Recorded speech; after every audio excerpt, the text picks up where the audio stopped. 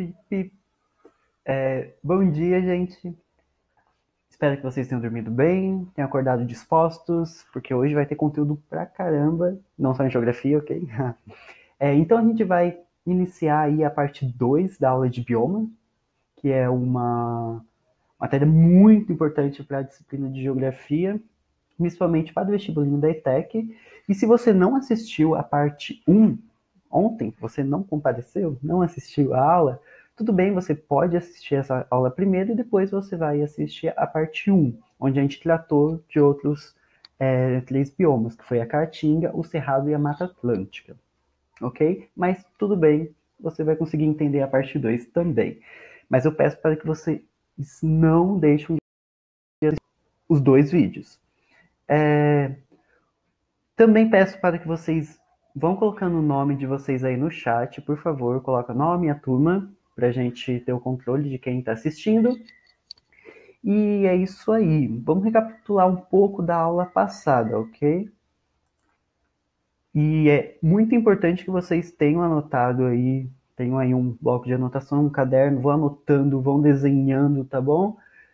Porque mesmo à distância, eu quero que vocês estejam desenhando mapas. Eu quero ver esses mapas aí, quando tudo voltar ao normal, ok?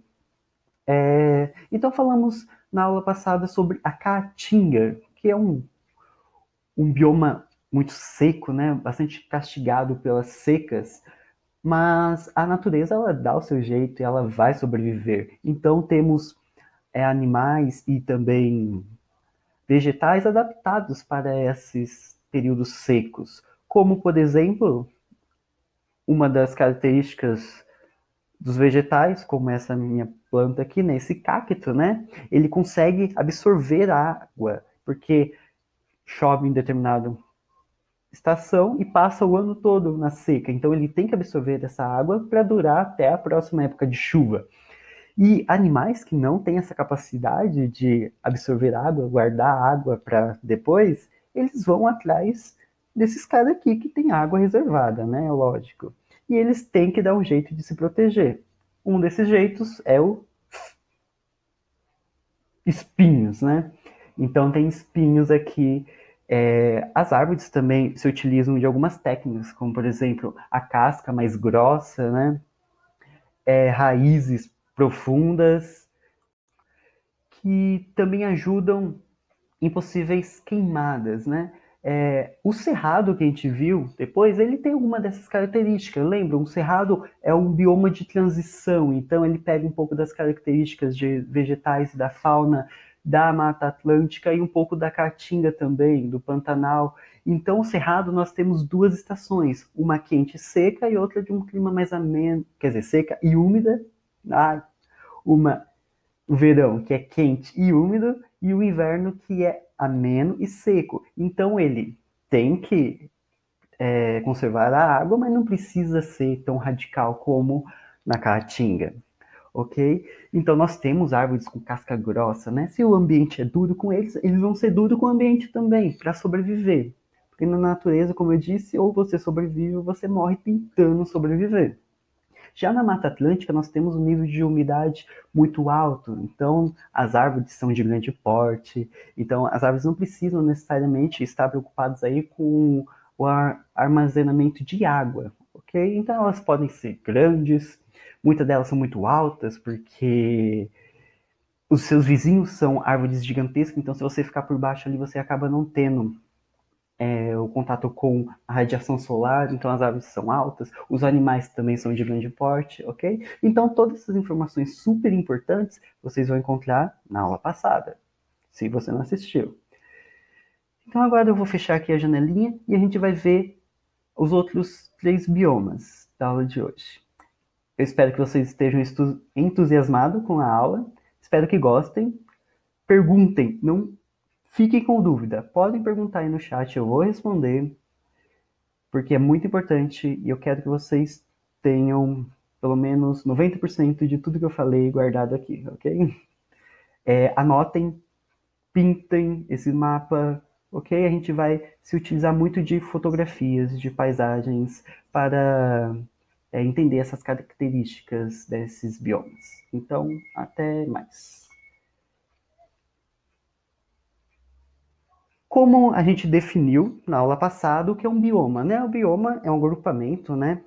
Uma unidade biológica de uma localização geográfica onde se soma os seres vivos, tanto animais como vegetais, com o clima, o solo, a hidrografia, o relevo da região. Então, tudo isso somado, pimba, bioma, ok? Quais são os biomas brasileiros? Vocês lembram, né? A Amazônia, a Caatinga, o Cerrado, a Mata Atlântica, o Pampa e o Pantanal. No vídeo anterior, a gente estudou sobre a Caatinga, o Cerrado e a Mata Atlântica, né? Então a gente vai ver os 3 últimos agora. Então vamos começar observando aí. Qual bioma é este? Fácil, né? Anota aí no chat. Que bioma vocês acham que é esse aí? Observem, é uma mata bem densa, né? Bastante fechada. Provavelmente essas árvores são de grande porte. O relevo, como que é o relevo? Plano, acidentado, é plano, né? Provavelmente é uma planície. Nós temos aí a presença de rios, né?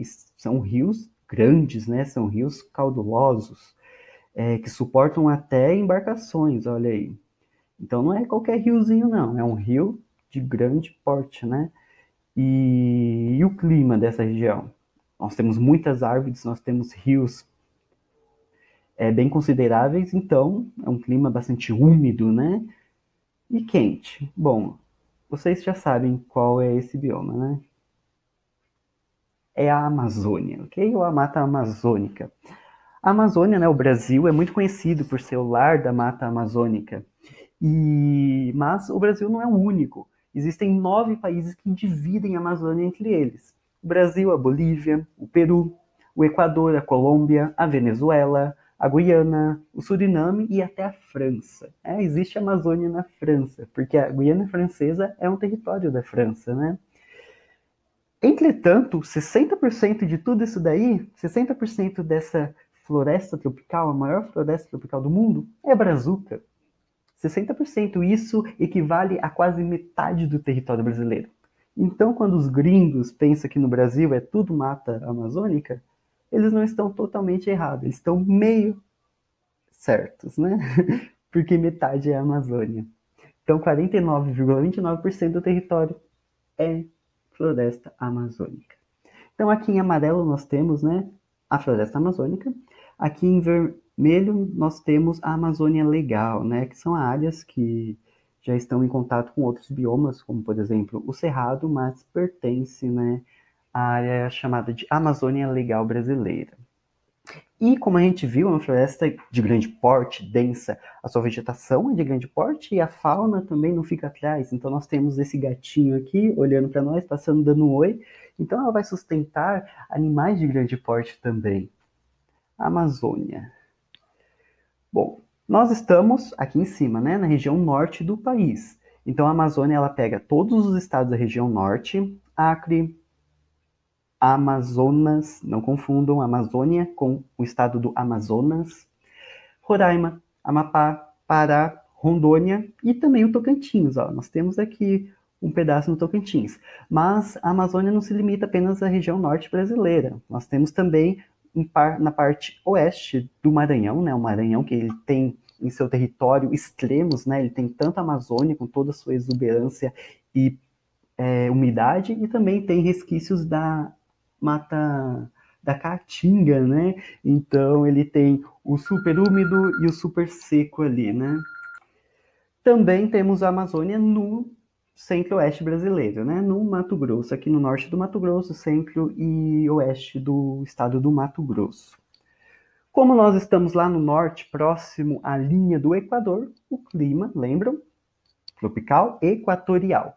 Lembra do clima tropical equatorial? Se não lembra, volta aí, dá uma olhadinha aí no caderno de geografia e vocês vão ver e relembrar que o clima tropical equatorial ele é marcado pela sua grande umidade. Então, é um clima quente e úmido, muito úmido. Essa umidade vem dessa grande floresta, tem alguma relação também com a umidade que vem do oceano, já que o Amapá e o Pará têm, né, saída para o mar, e também dessa grande bacia hidrográfica, simplesmente a maior bacia hidrográfica do mundo. Então é um clima muito úmido, a umidade chega a 90% em certos dias.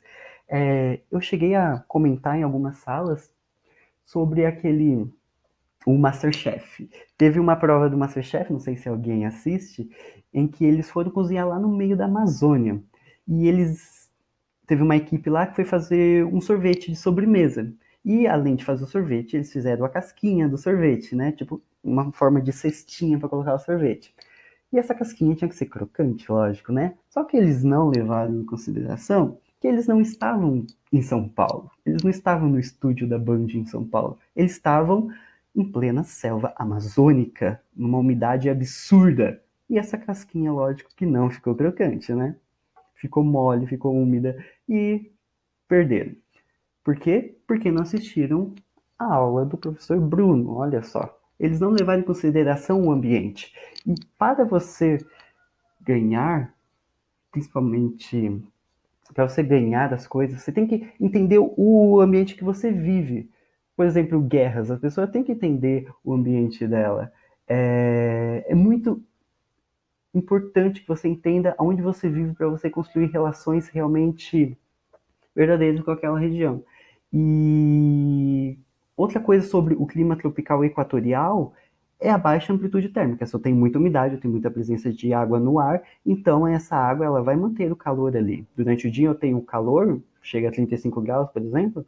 Durante a noite, quando não tenho mais o sol, eu ainda tenho ali o clima úmido segurando aquele calor e vai abaixar pouquíssima a temperatura durante a noite. Vai chegar em torno de 32, por exemplo. Diferente de climas de locais que sofrem com a continentalidade, né? Que durante o dia as temperaturas são elevadíssimas e durante a noite existe uma queda brusca dessa temperatura. Quanto ao relevo, lembram da aula de relevo também? Bom, esse mapa aqui eu tirei foto de um atlas aqui e a gente consegue ver, principalmente aqui na região norte, né, do país, que é onde fica boa parte da Amazônia, nós temos a presença desse verde bastante escuro aqui, né, que é a representação das depressões. A floresta amazônica, o seu relevo, ele é marcado principalmente por depressões e também podemos observar da presença de planícies aqui, principalmente próximo aos rios, né?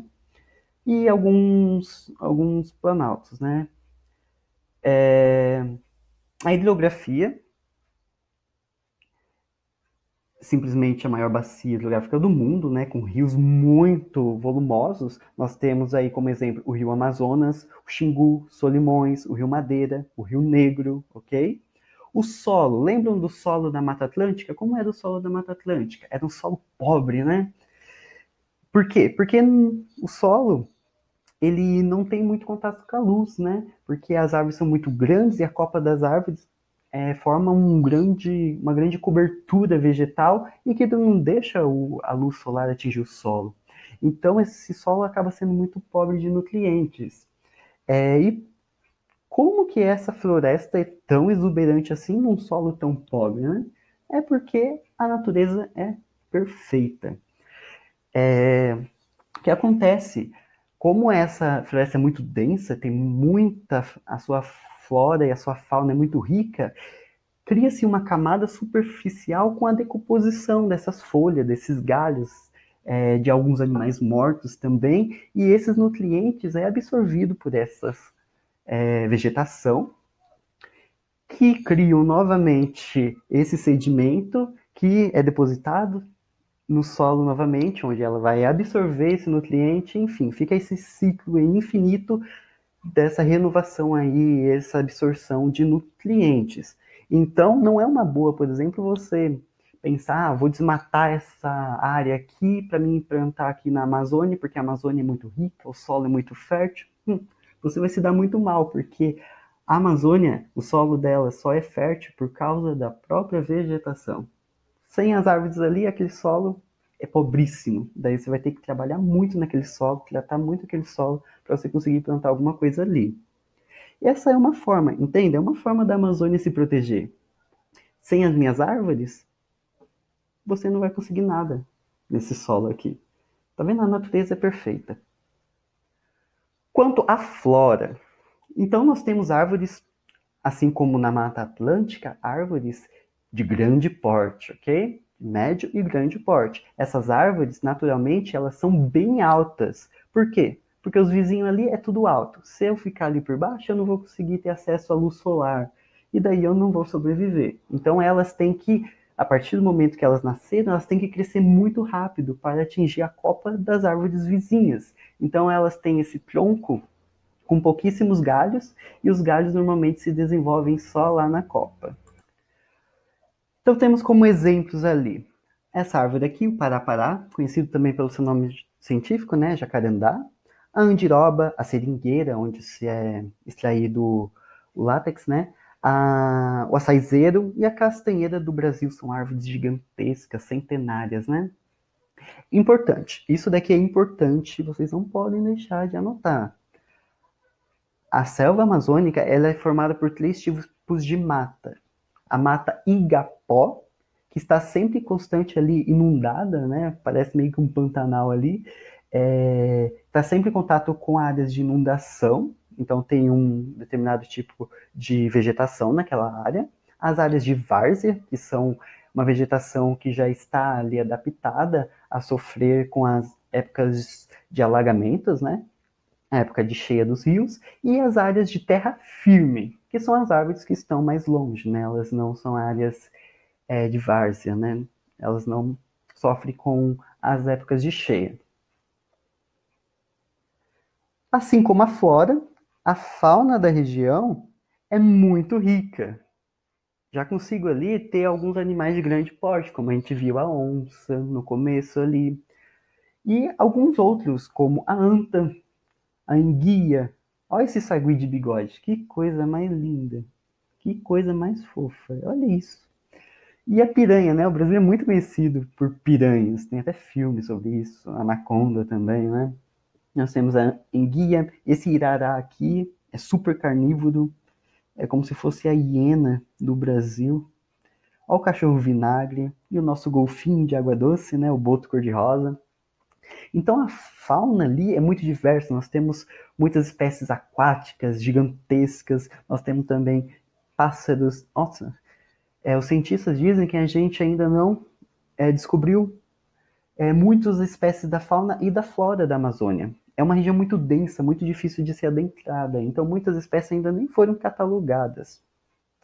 Por isso é tão importante a gente conservar esse bioma, né? Que é simplesmente a maior floresta tropical do mundo.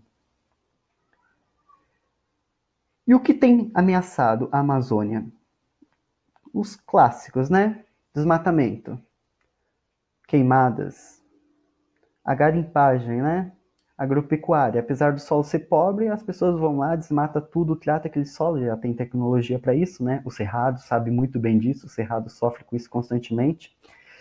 E a biopirataria, já que é uma região super rica de fauna e de flora, então sempre tem os malandrinhos que vai lá, pega algumas espécies vegetais que estão em extinção, alguns animais também, né? Tudo em prol do dinheiro. E como ela tem uma extensão, né, monumental, tudo que ocasiona algum dano à Amazônia ocasiona danos no mundo inteiro. Nós vimos aqui no final do ano passado, por exemplo, quando a Amazônia estava pegando fogo, né, que teve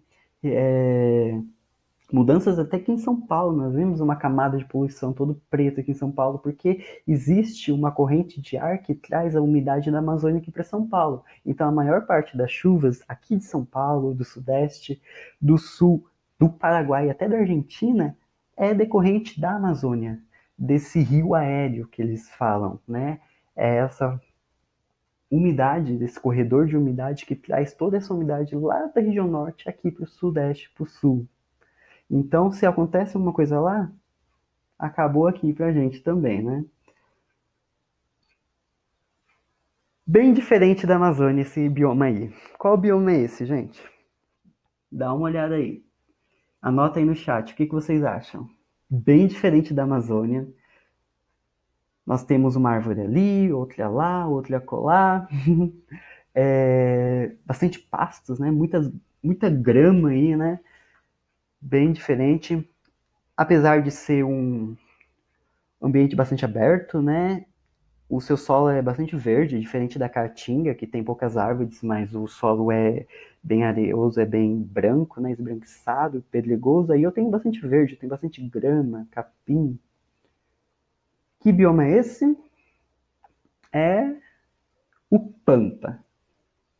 O Pampa, em Tupi-Guarani, significa região plana. E a gente percebeu isso, né?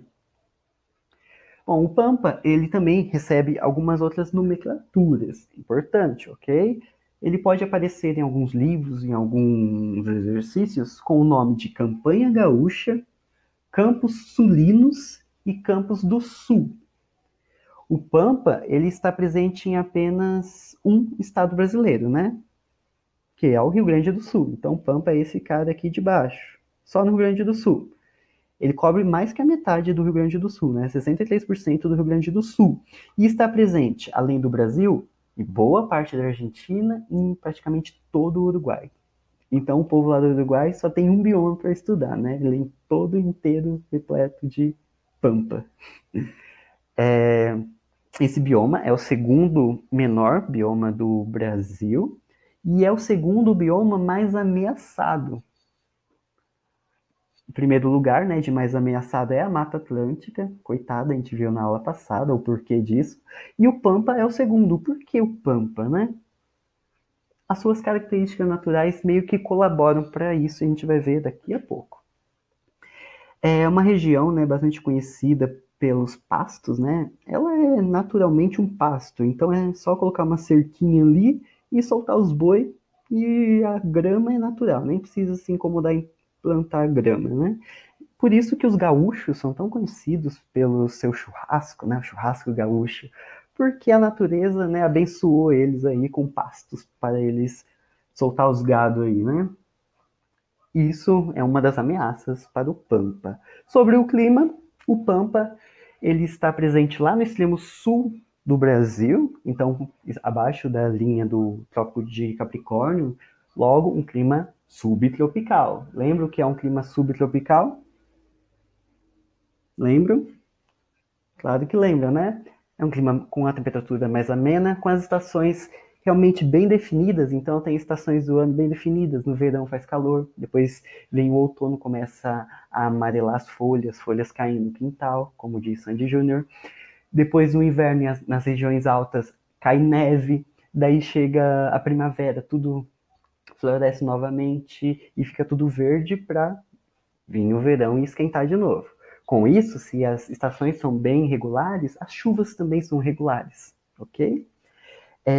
O Pampa, apesar das chuvas serem bem regulares, o Pampa, por estar no extremo sul, ele é um pouco mais seco do que a Mata Atlântica que está na região sul também. Aquela porção sul da Mata Atlântica é mais úmida do que o Pampa, ok? Então o Pampa ele tem alguns períodos meio de seca.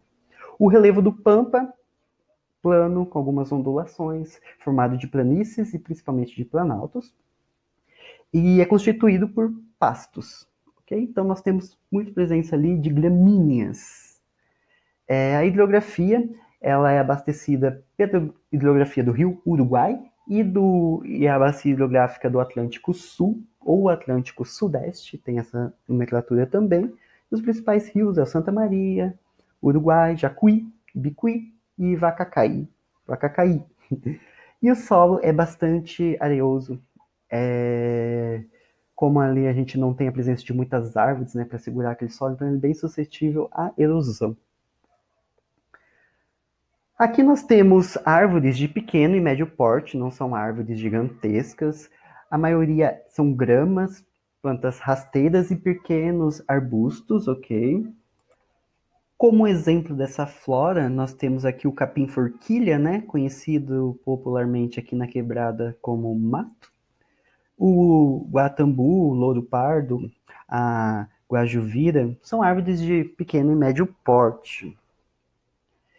Tá bom? Então, plantas rasteiras, gramíneas, árvores de pequeno porte e arbustos. É isso daí que caracteriza a flora dos campos sulinos, do Pampa. A fauna dos Pampas, ela acompanha essa característica de pequeno e médio porte da flora. E tem a presença de vários animais presentes também na Mata Atlântica, já que é tudo vizinho ali, né? Então nós temos ali furão, sanhaço, aema, caturanos, homiculão dourado da Mata Atlântica também, pica-pau do mato, o preá, graxaim, que parece um coiote, né? E o zorrilho, que eu não faço a menor noção da diferença dele pro gambá. Não sei se ele... Não faço ideia. Pergunta aí pro professor de biologia. Então é uma fauna, né, bastante diversa de animais de pequeno e médio porte. E agora vamos falar da ameaça desse pampa, né? Como eu tinha dito no começo, o pampa é o segundo bioma mais ameaçado, né, mais devastado do Brasil, apenas atrás da Mata Atlântica. E isso se dá de forma com que as pessoas não tenham muita noção. Isso contribui para esse bioma ser tão ameaçado. Porque a Mata Atlântica, a gente sente falta quando uma área é desmatada. Mas o Pampa, ele é formado por grandes pastos, naturalmente. Essa área aí não foi desmatada, ok? Bom, pelo menos não sabemos. Mas a gente tem a presença de grandes pastos. Então esse desmatamento, essas poucas árvores que somem, não são percebidas. Outra coisa, por ser pastos, então a pecuária, que é a criação de gado, né, de animais, ela acaba sendo abundante ali, já que o bioma contribui para isso. Então isso acaba acabando com o solo, acaba ocasionando erosões no solo. A monocultura de soja e de eucalipto nessa região contribui para esse empobrecimento do nutriente desse solo, ok? Isso tudo aí desmata. Além também das grandes cidades, já que o Rio Grande do Sul é um estado bastante desenvolvido, né? Então isso tudo ameaça o nosso Pampa. E agora, o último bioma brasileiro. Todo mundo já sabe, né? Por eliminação já consegue, mas observando essa paisagem, essa planície aí, olha só que região plana, alagada, né? A vegetação, como que é a vegetação? Ela é densa? Ela é densa em algumas partes, né? Mas nós conseguimos observar alguns vazios. Esses vazios provavelmente é de plantas aquáticas, né? E tem algumas árvores ali, então a gente pode supor que tem uma terra firme ali, a gente consegue ver até algumas pequenas construções nesse entorno aqui, nessa várzea, né? Este é o Pantanal, ok? Após todo mundo acertou, é o Pantanal. O Pantanal, ele é o menor bioma brasileiro e a maior planície alagável do mundo. Olha só, o Brasil é tão rico de biomas, tão rico de vegetação, que o seu menor biominha é a maior planície alagável do mundo. O Brasil é top demais. Ele está presente aqui, ó, em 65% no estado do Mato Grosso do Sul e 35% no Mato Grosso. Então a gente pode ver algumas nomenclaturas falando de Pantanal Sul-Mato Grossense, que é esse daqui, e Pantanal Mato Grossense. E quando você vê que está escrito só Pantanal, daí é os dois, ok? Pantanal significa pântano. Nós dividimos o Pantanal com o Paraguai e com a Bolívia, mas eles têm pouquíssimo do Pantanal, né? Nós temos Pantanal também em outras regiões do mundo, como por exemplo nos Estados Unidos, onde a gente vê o pica-pau, né? Ele vai lá pro pântano, né? E o Pantanal é muito conhecido, né? Por ser uma área de inundação, então água não falta, né? A gente pensa assim. E é isso aí, ele está presente aqui no centro-oeste brasileiro. E assim como o Cerrado, uma característica do Pantanal é que ele tem semelhanças com a vegetação e a fauna da Amazônia, a vegetação e a fauna do Cerrado, a vegetação e a fauna da Mata Atlântica. E, por incrível que pareça, até algumas espécies da própria caatinga, que está tão longe.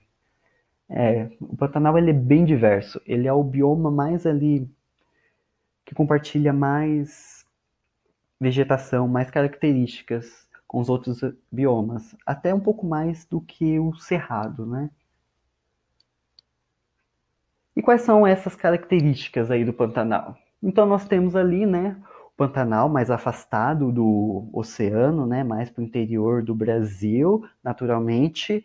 O clima naquela região é tropical continental, porque está mais para o centro do continente. Lembram? Não podem se esquecer disso. Então nós temos ali altas temperaturas e no verão nós temos, né, muito quente, né, muito calor e muito chuvoso.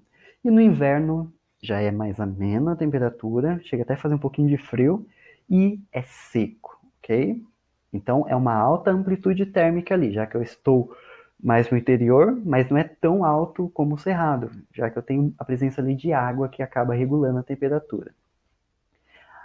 O relevo, como a gente observou e consegue observar novamente aqui, são grandes planícies, levemente ondulado. Então a gente consegue ver um morro ali, um morro lá, ok? Algumas depressões, não muito profundas, são depressões rasas, e tem também as partes um pouco mais elevadas, que são os chapadões, tá bom? As chapadas ali, algumas serras. A bacia hidrográfica é abastecida pela bacia do Rio Paraguai, e os rios principais é o Rio Paraguai, o Rio Cuiabá, o Rio São Lourenço, o Piquiri, o Taquari, o Aquindauana, o Miranda e o Apá. O solo, ele é uma superfície pouco permeável, então por isso que concentra tantas áreas alagáveis. E por estar maior parte do ano alagado, então a decomposição da matéria orgânica, diferente da Amazônia e da Mata Atlântica, ela se dá de uma forma muito lenta, porque eu tenho ali a água, ok? Então não se cria tão facilmente aquela camada de nutrientes ali para absorção, né, da vegetação. Então eu tenho uma concentração de árvores menor do que na Amazônia e na Mata Atlântica. E apesar de ser impossível de imaginar, existe seca, tá bom? Vocês não podem se esquecer disso. E caem algumas pegadinhas de questões que falam que não existe seca no Pantanal. Existem épocas de seca também, ok? A flora. Então temos aí uma flora que é misturada, né? Tem um pouquinho de Amazônia, um pouquinho de Cerrado, um pouquinho da Mata Atlântica e até um pouquinho da Caatinga. Então temos árvores ali de médio, de pequeno e de grande porte, ok? Nós temos todos os tipos de porte aí. Nós temos a Vitória Régia, né? O angico, a aroeira e a figueira, né? A gente já viu alguma dessas árvores em outros biomas. Então é um bioma muito diverso, ele compartilha muitas características com outros biomas aí. A sua fauna também, né? Nós temos aqui essa foto super, né, surreal de se acreditar, né? A capivara, né, e o jacaré aqui. É o jacaré tirando uma selfie ali, uma foto com o almoço, né? O tucano, nós temos anaconda, sucuri, aquelas serpentes gigantescas que o Brasil é super famoso, a ariranha, né? Devorando um peixe, alguma coisa aqui. O veado campeiro, as garças, né? O Pantanal é o bioma mais rico em aves. A gente encontra muitas aves no Pantanal. Ó a onça pintada aqui. Então nós temos desde animais de pequeno porte, macaquinho prego, até animais de grande porte, médio porte, tudo. Tudo misturado e unido ali em prol do Pantanal. O Pantanal, ele é um dos biomas mais protegidos do país, ok? Ao contrário da Mata Atlântica e do Pampa, o Pantanal é bem protegido. O Pantanal e a Amazônia, né? A Amazônia, pela sua importância global, então existe uma questão política ali, e também por ela ser muito densa, né? Muito difícil de se adentrar. E o Pantanal, Também, né, por seus terrenos alagáveis, que não dá para se construir muita coisa ali, né? Mas ainda assim, o ser humano dá o seu jeitinho para destruir. Então, o desmatamento acaba com o Pantanal. Eles dão um jeitinho de levar a agropecuária para ali, ou seja, nós temos os bois ali, eles já estão acostumados a viver na lama. Nós temos também a presença de algumas plantações, principalmente a cana-de-açúcar. A cana-de-açúcar é a principal devastadora do solo pantaneiro. E o crescimento urbano, com a presença de hidrovias. Então, eles se utilizam dessas áreas alagadas para colocar hidrovias, rodovias que acabam trazendo um perigo constante para a fauna do local, barragens. E outra coisa, o turismo. O turismo ele tem um papel importante na proteção, porque se eu proteger, manter aquele ambiente o mais intacto possível, eu consigo, né, ter um ambiente legal, que atrai muitas pessoas ali. Só que esse turismo também ocasiona muitas dificuldades, né? Poluição, as pessoas estão sem noção. Outra coisa, biopirataria também, as pessoas vão lá, achou bonito uma arara, vou levar na bolsa. Ok? Essas coisas todas ameaçam o nosso Pantanal. É isso aí, pessoal. Então, o Pantanal é o bioma mais pequeno do Brasil e a maior planície inundável do mundo. Não se esqueçam disso. Aqui nós temos alguns exercícios, como na aula passada, que a gente vai responder aqui junto. Então, eu vou ler com vocês e vocês vão colocar aí no chat o que vocês acharam, ok? E também está disponível no Moodle um questionário lá super legal, nessa vibe aqui do slide mesmo, com algumas fotos, e você vai ter que ir lá falar a partir daquela foto qual bioma é, a partir daquelas características qual bioma é, ou ao contrário, coloca características e você vai saber qual é o bioma, e coloca o bioma, você vai descrever as características, enfim. Essa questão aqui é da UFV e quer saber sobre as características do Pantanal, né? Então vamos lá. O Pantanal Mato-Grossense. É correto afirmar que A. Tem uma vegetação muito homogênea, predominando espécies típicas da floresta equatorial. B. Possui solos com alta fertilidade natural, própria para a agricultura intensiva. C. Apresenta rios encachoeirados e com grande vazão, por ser uma região montanhosa. D. Constitui como uma região de transição onde se encontram características de vários domínios ecológicos brasileiros. Domínio ecológico brasileiro, assim como o sistema ambiental, é a mesma coisa que de bioma, tá bom? Como cerrado, florestas e campos. E localiza-se no extremo leste do país, o que facilita o acesso de turistas. E aí, coloquem aí no chat qual é a resposta certa. Tá fácil, né? Coloquem aí. O que vocês acham? Pensam aí. A. Será que é A? Uma vegetação muito homogênea? Não, né? A gente viu que a vegetação é bastante heterogênea, né? Nós temos ali a presença de várias espécies de outros biomas, assim como a fauna. Então já não é a A. A B. Possui solos com alta fertilidade natural? A gente viu que é o oposto, né? E é própria para a agricultura? Não. Dificulta bastante a agricultura, né? O ser humano tem que rebolar muito para conseguir plantar em algumas regiões ali. É a natureza se protegendo do ser humano, né? C. Apresenta rios encachoeirados, com grande vazão, por ser uma região montanhosa, Pantanal, a maior planície inundável do mundo, não vai colar aqui, né? D. Constitui como região de transição, que é o que eu falei, né? Que encontra características de outros domínios ecológicos, né?